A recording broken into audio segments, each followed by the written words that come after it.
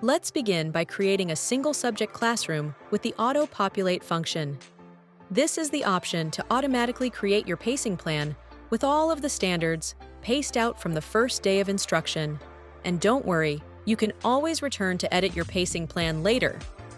To get started, let's make sure you're in the Classrooms tab in your portal. Start by clicking on the blue button, Add Classroom, at the top right corner.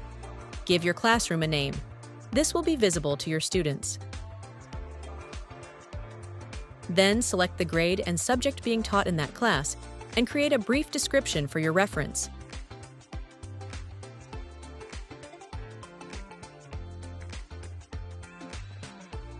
Now it's time to choose the Auto-Populate option under Select Pacing Plan option. You'll notice a new field appear once you've selected that. This is to automatically insert a test and review day every so often. For example, if you enter 5, you'll see that after every 5 instructional days, there is a test day and then a review day in your pacing plan. The next step is to choose where in your schedule this class takes place. Click on Add Weekly Period and check the periods and days that apply for this class.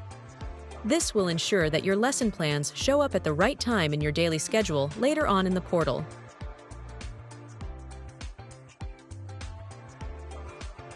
When you're finished, click Next, and you will be directed to your portal to see your beautiful new pacing plan.